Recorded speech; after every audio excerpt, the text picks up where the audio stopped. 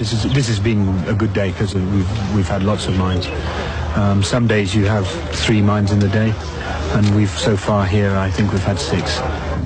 Clearing landmines is only one problem facing the government of the breakaway Republic of Somaliland.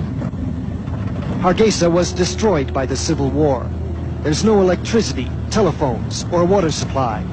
The U.S. is financing major repairs on the water pumping stations. They want to make sure that when the people do return, that at least there's an adequate supply of water to cater for them. The people who will return are nearly 500,000 Somali refugees in Ethiopia. Relief agencies are encouraging those refugees to come back. But the Somaliland government worries about how to feed them when there is already widespread malnutrition here. In spite of their problems, the people of Somaliland say they have peace and stability here, unlike the ethnic turmoil south of their border in Somalia. You see, the whole people, they support the Somaliland government because you see all the people, they are very happy, glad.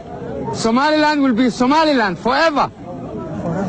But their declaration of independence is not recognized by the government in Somalia or by any other government anywhere. To the rest of the world, this is a nation that doesn't exist, where just about everything needed for a functioning country has been destroyed. With help from UNICEF, the government has started operating some schools, but it has no money to pay salaries because there is yet no money in Somaliland.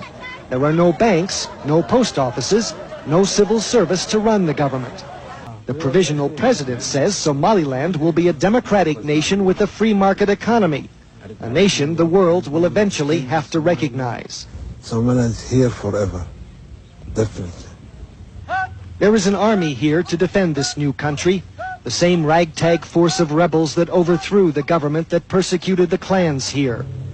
Those clans are now in control of this territory, and their leaders say they will build their new nation one step at a time. Gary Stryker, CNN, Hargeisa.